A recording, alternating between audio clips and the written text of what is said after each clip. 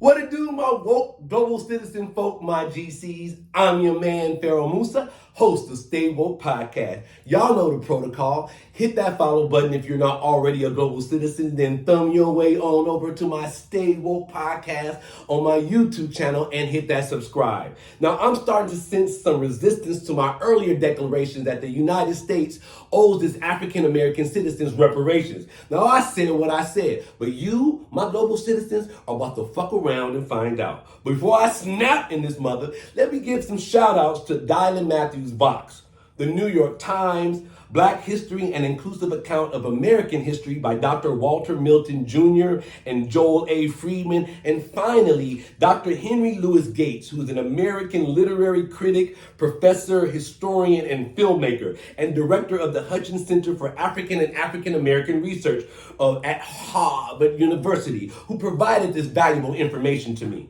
And I want to give a special shout out to brother Ta-Nehisi Coates, an American author who specializes in white supremacy, for this deeply researched and beautifully written case for reparations of African Americans for slavery from the 16th century to the 19th century, which lasted around 1565 to about 1865, approximately 300 years, and Jim Crow, from the post-Civil War era of 1865 to 1965, another 100 years. Make it make sense.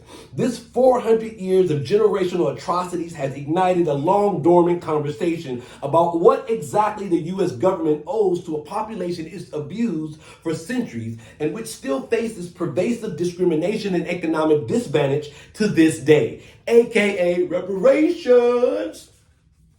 My GCs, it is vitally important to distinguish between reparations that go directly to individuals and families affected, I'm going to call that personal reparations, from those that go to the treasury of victimized countries. War reparations. Now, war reparations have been a common practice for a millennia, over 1,000 years. Rome demanded payment reparations from Carthage after the two Punic Wars. The Axis powers, which was Germany, Italy, and Japan, paid both reparations after the World Wars. And Iraq is still paying off its reparations to Kuwait today. Now, it's now incumbent upon the U.S. to deliver personal reparations directly to its African American citizens based on the inhumane treatment of a people displaced and enslaved for over 400 years. The fuck? Now I know my GCs, you require receipts, and I've been waiting my whole life to talk about this. Cut that check and let's go. Now let's strategically, methodically, and efficiently go through the rationale behind reparations based on American history post-Civil War, after America's enslaved citizens were set free. Let's talk about it. Jim Crow laws, imagine that. 1865 to 1965. These were actual laws, a collection of state and local statutes throughout the country that legalized racial segregation. Named after a black minstrel show character, the laws were meant to marginalize African Americans by denying them the right to vote, hold jobs, get an education and opportunities. So when you say pull ourselves up by our bootstraps, work hard to get ahead, when there are state and local laws that prohibit us from doing so, how do you expect the African American people to get ahead? Let's talk about it. Those who attempted to defy Jim Crow laws often faced arrest, fines, jail sentences, violence, and death. Yet, we constantly hear history deniers, they just some lazy, dumb Negroes. Hence, we have the end of chattel slavery and the beginning of systemic slavery. Good old USA. Black codes, how creative. The roots of Jim Crow law began early as 1865, immediately following the ratification of the 13th Amendment, which supposedly abolished slavery in the United States. But then the states started to enact black codes, which were strict local and state laws that detailed when, where, how formerly enslaved people could work and for how much compensation. So if you're dictating to a race of people where they can work at, when they can work, and how much compensation, how do you expect them to get ahead? There's always going to be a wealth gap. But let's talk about it. The codes appeared throughout the South as a legal way to put black citizens into indentured servitude, to taking voting rights away, to control where they lived and how they traveled, and to seize their children for labor purposes. Yet we constantly hear history deniers. The black families are full of single unwed mothers and incarcerated fathers. I wonder the fuck why. black codes continued. The legal system was stacked against African American citizens, with former Confederate soldiers working as police and judges. Let me say that again for those who are hard of hearing or slow to the uptake. The legal system was stacked against African American citizens, with former Confederate soldiers working as police and judges, and making it difficult for African Americans to win in court cases and ensuring that they were subject to black codes. These codes worked in conjunction with labor camps for the incarcerated, aka back to the plantation, where prisoners were treated as enslaved people. African American offenders typically receive longer sentences than their white equals. I wonder why. Maybe because the Confederate soldiers who were now police and judges enhanced their charges to keep them enslaved. Let's talk about it. So when we talk about systemic racism, this is at the helm of it. In our history, we have those same Confederate soldiers who have now become our police and judges. This was grueling work for African Americans at that time, and a lot of them never really made it out of the enslavement camps and end up dying there. But let's talk about Jim Crow laws some more and how they expanded. At the start of the 1880s, big cities in the South were not wholly beholden to Jim Crow laws, so black Americans were like, fuck that deep South, we're rolling out to the bigger cities. But then guess what happened? Of course, white colonizers said, hey, there's too many blacks moving to the bigger cities. We need more progressive laws in order to control our African American population that are now migrating out of the South. Jim Crow laws soon seemed to spread across the entire country with even more force than previously. Public parks were forbidden for African Americans to enter, and theaters and restaurants were segregated. Segregating waiting rooms and buses and train stations are required, as well as water fountains, restrooms, building entrances, elevators, cemeteries, even amusement park cashier windows. The fuck?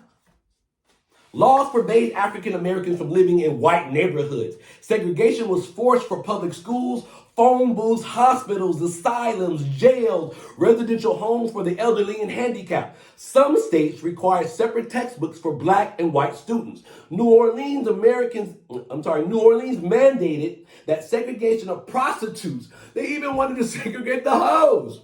Make it make sense. And in Atlanta, African Americans in courts were given a different Bible from white people to swear on. Marriage and cohabitation between white and black people was strictly forbidden in most southern states. So Clarence Thomas, you couldn't even got married to Jenny Thomas back then. But I digress.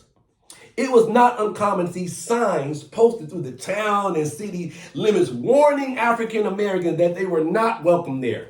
This is systemic slavery, folks. This is how generationally years of this kind of horrific treatment of an African American people. So right now, those that do not learn their history, that do not know these, look at the current situation and say, why can't they just work a little harder? Why can't they just try? There's equal opportunities. Because there is systemic slavery and systemic racism going on. Let's go. Why does the U.S. owe its African American reparations? Let's talk about the first hooded people, right? We like to wear hoodies in our generation, but the first hooded criminals or crooks was the Ku Klux Klan. Now, during Reconstruction, which lasted from 1865 to 1877, right? About 12 years. Now, remember, Reconstruction was a period right after the Emancipation Proclamation was signed by Abraham Lincoln in 1863 and ratified in 1865. So directly right after that, local governments, as well as the National Democratic Party and President Andrew Johnson, thwarted efforts to help African Americans move forward. This is where federal reparations need to come into play. When you got your president and you got the Congress putting in efforts to hold African American people back, that's federal and state reparations. But let's talk about it some more. Black schools were vandalized and destroyed, and bands of violent white people attacked, tortured, and lynched black citizens in the night. Families were attacked and forced off their lands all across the South. These were done by the KKK, the hooded Ku Klux Klan. The most ruthless organization of Jim Crow era was the Klan. It was born in 1865 in Pulaski, Tennessee. Tennessee is your fault. As a private club for Confederate veterans. So remember, the Klan now became a private club for Confederate veterans who were also your police and your judges. Make it make sense. The KKK grew into a secret society, terrorizing black communities and seeping through white Southern culture, with members at the highest levels of government and in the lowest echelons of criminal back alleys. As oppressive as the Jim Crow laws were, African American people still stood tall, still rise like the phoenix from ashes. And one of the wonderful queens we had was Ida B. Wells. And as oppressive as the Jim Crow era was, it was a time when many African Americans around the country stepped forward into leadership roles, vigorously opposing these systemic state and federal laws. Memphis teacher Ida B. Wells became a prominent activist against Jim Crow laws after refusing to leave a first-class train car designated for white people only. So her and Rosa Parks were about that life. A conductor forcibly removed her, and she successfully sued the railroad, though that decision was later reversed by a higher court, which again, my folks, were populated by Confederate soldiers. Make it make sense. Wells devoted herself to fighting Jim Crow laws. Her vehicle for dissent was a newspaper writing, and in 1889, she became co-owner of the Memphis Free Speech and Headlight and used her position to take on school segregation and sexual harassment. Wells traveled throughout the South to publicize her work and advocated for the arming of black citizens. We can exercise our First Amendment right too. Make it make sense. Wells also investigated lynchings and wrote about her findings. A mob destroyed her newspaper. Again, white folk don't want to let the African American people progress, so we go to the burning and torching. Where do we get it from? Wells investigated lynchings and wrote about her findings. A mob destroyed her newspaper and threatened her with death threats, forcing her to move north, where she continued her efforts against Jim Crow laws and lynching. Another sister who was not having it and fought back, Charlotte Hawkins Brown. Charlotte Hawkins Brown was a North Carolina-born, Massachusetts-raised black woman who returned to her birthplace at the age of 17 in 1901 to work as a teacher for the American Missionary Association. That fair-skinned black actress who refused to pass in the 1930s Hollywood after funding was withdrawn for that school, Brown began fundraising to start her own school, named the Palmer Memorial Institute. Brown became the first black woman to create a black school in North Carolina. Through her education work, became a fierce and vocal opponent to Jim Crow laws. So don't say, despite everything that was against us federally and statewide, that black people still didn't persevere. Let's talk about it though. Isaiah Montgomery, another brother. Not everyone battled equal rights in the same way in the white society. Some chose a more separate approach. Convinced by Jim laws that black and white people could not live peacefully together, formerly enslaved Isaiah Montgomery created an African-American only town called Mound Bayou in Mississippi in 1887. Montgomery recruited other former enslaved people to settle in the wilderness with him, clearing the land and forging a settlement that included several schools, an Andrew Carnegie-funded library, hospital, 3 cotton gins, a bank, and a sawmill. Mount Bayou still exists today and is still almost 100% black. Let's talk about it. Jim Crow laws in the 20th century. Now, America, I'm making my case why you owe African American citizens reparations. But let's talk about it some more because I'm going to get into the actual numeric values. As the 20th century progressed, Jim Crow laws flourished within an oppressive society marked by violence. Following World War I, the NAACP, the National Association for the Advancement of Colored People, noted that the lynchings have become more prevalent, that it sent an investigator, Walter White, to the South. Now, White had lighter skin and could infiltrate white hate groups. As lynchings increased, so did race riots, with at least 25 across the United States over the months in 1919, a period sometimes referred to as the Red Summer. Now, my GCs, I want you to Google Red Summer and come back and let's talk about it. In retaliation, white authorities charged black communities with conspiring to conquer white America. Again, this great replacement theory that we hear about today, that was going on then. White people thought the land that they stole from the native indigenous people belonged to them, and that the enslaved people that they brought over and freed no longer had rights. Make it make sense.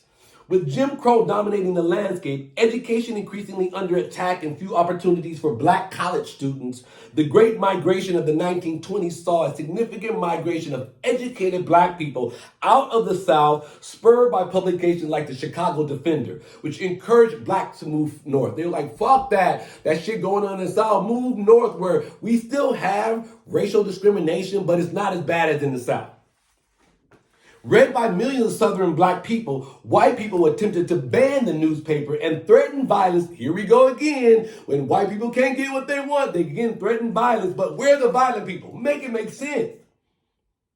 They threatened violence against anyone caught reading or distributing it. The poverty of the Great Depression only deepened resentment with the rise in lynchings. And after World War II, my global citizens, even black veterans returning home met with segregation and violence. Black veterans were out fighting and were treated better across the seas than they were at home. Make it make sense.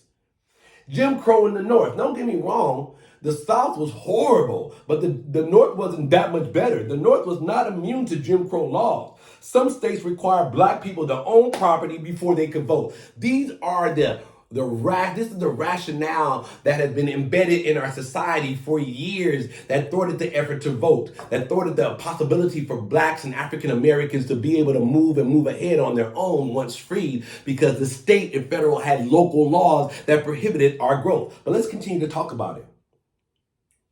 The North was not immune to Jim Crow laws. Some states, again, required black people to own property before they could vote. Schools and neighborhoods were segregated, and businesses displayed white-only signs.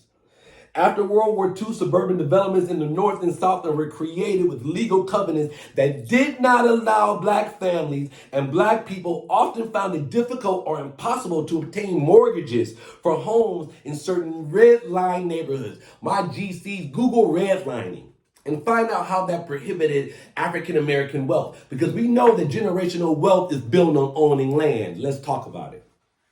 Nationwide, these activities by white European colonizers disenfranchised and stunted real war reparations at a very different level that I'm proposing personal reparations that need to be directly delivered to our African Americans for atrocities levied against the stolen and enslaved people. Germany paid significant reparations to the Soviet Union after the Second World War. It is unlikely, though, that any of the victims of the Nazi war crimes during the war actually saw that money. The 6 clearest antecedent programs are those ones set up by Germany to compensate victims of the Holocaust, 2, South Africa to compensate victims of apartheid, 3, the U.S. to compensate victims of Japanese internment during World War II, by the state of North Carolina to compensate victims of forced sterilization, which I'll talk about more, and in the mid-20th century, the federal government to compensate victims of the Tuskegee experiment, and by Florida to compensate victims of Rosewood race riot in 1923. But there's more.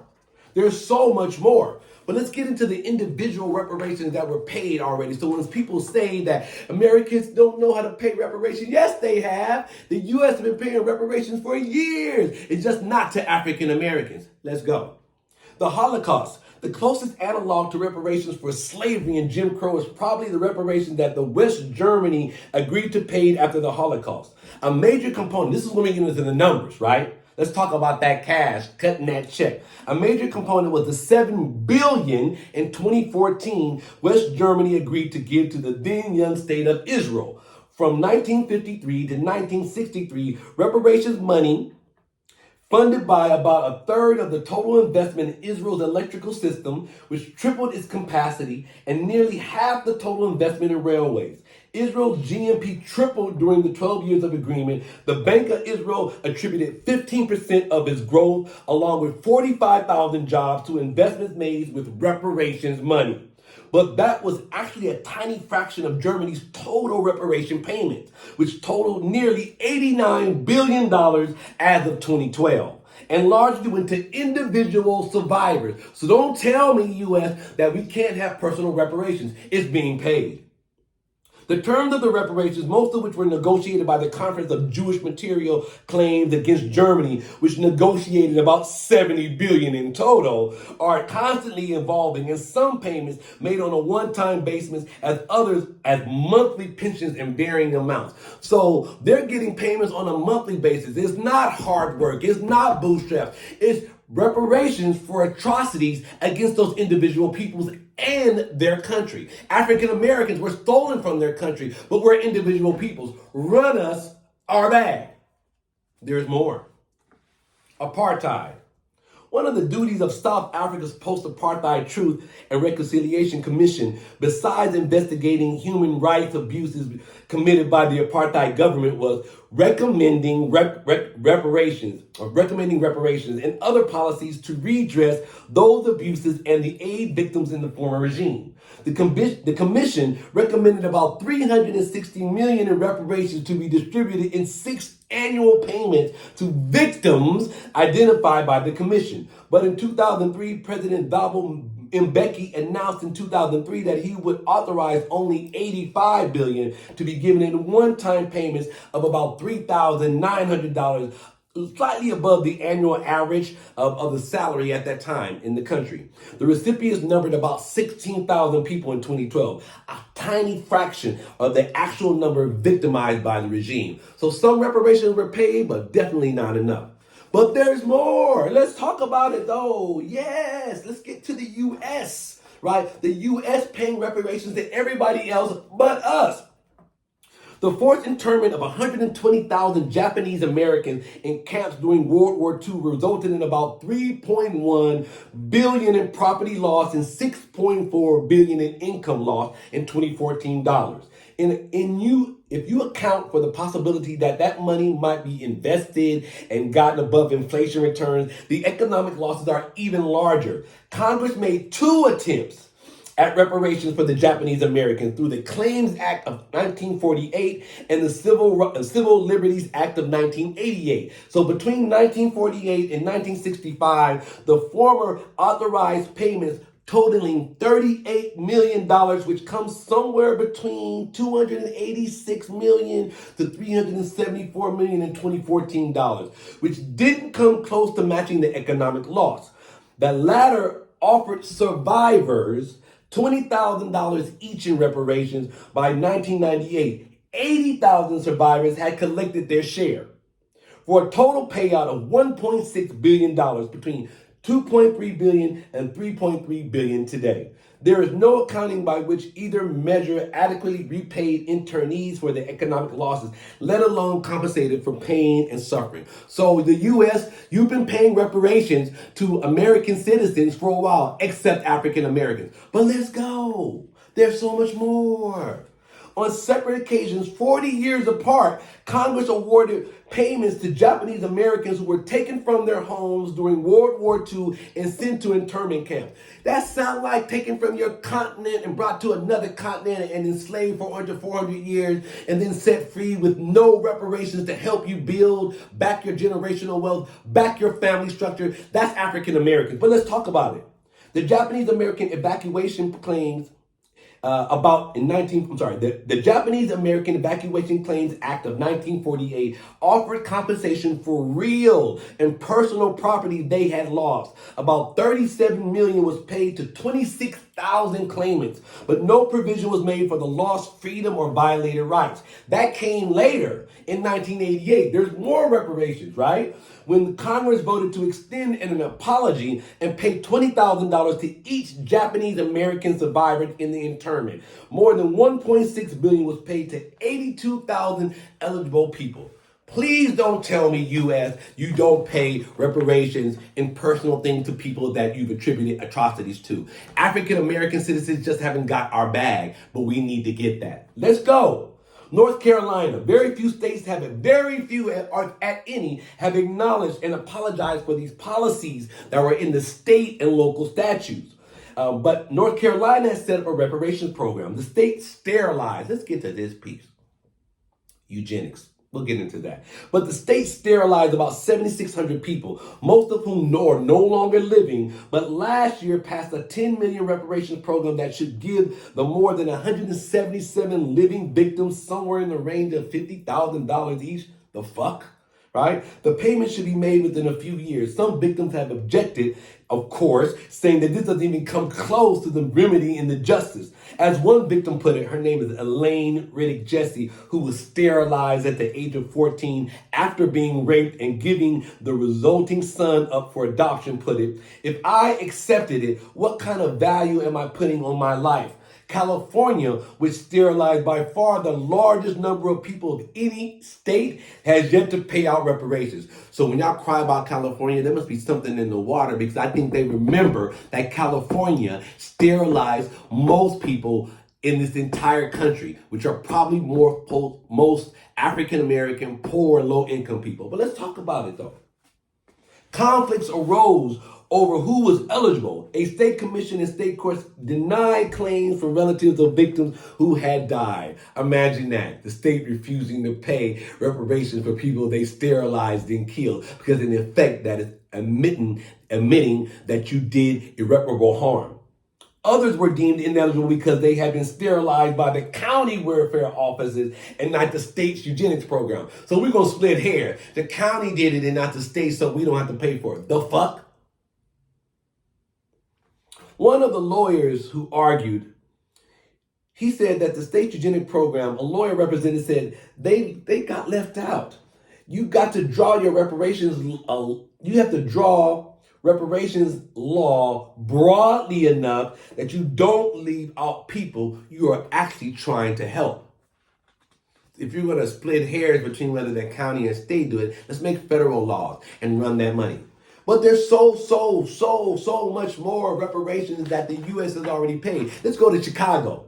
The Chicago police are notorious for the abuses that they had. The men who survived the brutal treatment by Chicago police commander and his midnight crew, as they were called, of detectives who wanted more money as a part of a $5.5 million reparations measure enacted by the city in 2015. Chicago agreed to compensate 57 victims, nearly all African-American men from the city's south side, who said the police had beaten them, shocked, suffocated, and psychologically tortured them into obtaining confessions.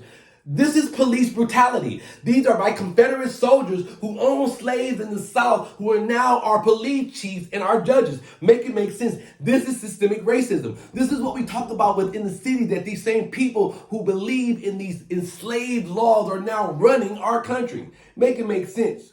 But the city also agreed to a finance and torture justice center to provide counseling and scores of victims of the commander, John Burge, and to other survivors of police brutality. The city supported building a public memorial and agreed to weave lessons about the legacy of nearly 20 years of abuse in the public school curriculum. Students in Chicago now learn about police torture in history. Somebody's trying to tell that truth, but most historical books do not have this history I'm sharing with you today, my global citizens, in the book, because it causes what I deem white fragility, right? There are white Europeans, white colonizers, our white global citizens are uncomfortable with their history. Well, my white global citizens, my white Europeans, if you believe you're not part of the current problem, but this is part of your ancestral history, the way you become an ally is to work your ass off right now to support efforts to help those disenfranchised and marginalized people. But I digress. Let's talk about it some more, though. Some more proof how America has already paid out reparations to everyone except for the African American citizens. Let's talk about it. Tuskegee experiment. After the end of the Tuskegee experiment, in which 399 black men were given syphilis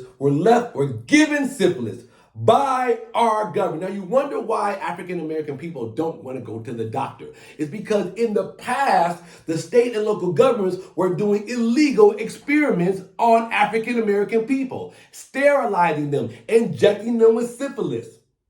399 black men with syphilis were left untreated to study the progression of the disease between 1932 and 1972. About 40 years, they let these men have syphilis without telling them, without giving their consent, and to see what the effects were.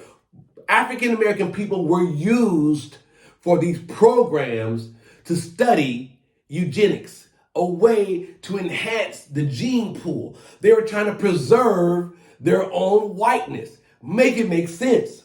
The government reached a $10 million out-of-court settlement with the victims and their families in 1974, which included both monetary reparations in 2014 dollars at about $178,000 per man in the study who had syphilis, and about $72,000 for their heirs, and about $77,000 for those in the control group, and about $24,000 for the heirs of those in the control group, which ain't shit in today's dollars, and a promise of a lifelong medical treatment for both the participants and their immediate families. According to the CDC, 15 descendants are still receiving treatment through the program today.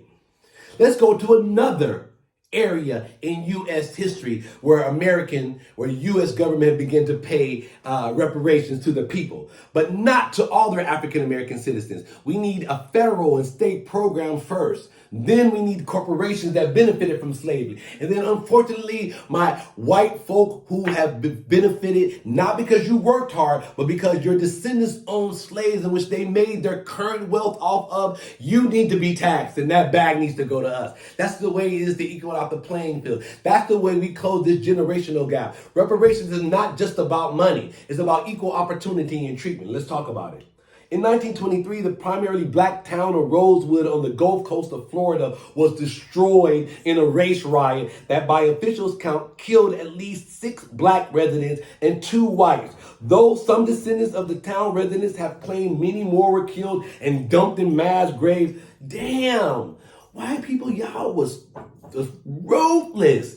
What the fuck? In 1994, the state of Florida agreed to pay reparations package, which was around $3.36 million in 2014 dollars, of which $214 million would set aside compensate the 11 or so remaining survivors of the incident, $800,000 to compensate for those who were forced to flee the town, and $160,000 would go to the college scholarships primarily aimed at the descendants. Let's talk about one of the more horrific periods in the U.S. history. One of the main reasons, not one of the main reasons, is compounded with a variety of other reasons, but America's forced sterilization. Sorry, that's my dog in there. Go sit down somewhere, bro. I'm gonna cut that piece out. Nah, we'll keep it in, right? That's the dog. Hey, Thor. Anyway, forced sterilization in the U.S. Most American states practice one or another form of eugenics. Now, eugenics is the study of how to arrange reproduction within a human population to increase the occurrence of heritable characteristics regarded as desirable. Again, eugenics, the study of how to arrange reproduction within a human population to increase the occurrence of heritable characteristics regarded as desirable. Developed largely by Sir Francis Galton as a method of improving the human race, eugenics was increasingly discredited as unscientific and racially biased during the 20th century, especially after the adoption of its doctrines by the Nazis in order to justify their treatment of the Jews, disabled people, and other minority groups. During the 20th century, with forced sterilizations of unfit people being a prime instrument, the targets were largely, but by no means entirely, mentally or developmentally disabled people, poor black women on welfare, especially likely to be victimized in this manner. The Supreme Court gave the practice of green light. Listen to this very clearly, my global citizen. Go back and research this. The Supreme Court gave the practice in green light of eugenics in 1927 in the case of Buck versus Bell. And eventually 33 states adopted the practice. 33 states out of our 50 states were practicing eugenics. Make it make sense. 33 states adopted this practice, forcibly sterilizing about 65,000 people total through the 1970s. Oregon forcibly sterilized people as late as 1981, and its Board of Eugenics, renamed the Board of Social Protection in 1967, was only just abolished in 1983. So America, you have a horrible history of treating your African American citizens, and you have a history of paying reparations for that torture, not to the country, but to the people. So in conclusion, my woke global citizen folk, my GCs, ever since the Union Army announced in Galveston, Texas that all slaves are free on June 19th, 1865, a day now commemorated as Juneteenth, the question of how to compensate the country's formerly enslaved people has hung over the United States. There is no direct template for historical injustices before. As discussed, Japanese Americans and in turn during World War II, the survivors of police abuses in Chicago, victims of forced sterilization, black residents of Florida that were burned by a murderous white mob. These all receive reparations. But let's be clear, my global citizens. Let's be perfectly clear, my GCs. Reparations have been and always will be more than an apology and a paycheck. We have to consider the consistent brutality, persistent violence, and horrific deaths African Americans have endured over 100 years of physical, emotional, economic, and psychological damage. And it has caused the people who were stolen from their continent to be forcibly enslaved in America. Reparations are not about a handout. It is defined as making amends, offering expiation, or giving satisfaction for a wrong or an injury. Adequate, effective, and prompt reparations are due America to its African American citizens with the intention of promoting justice by redressing gross violations of human rights and humanitarian laws. Thank you, my GCs.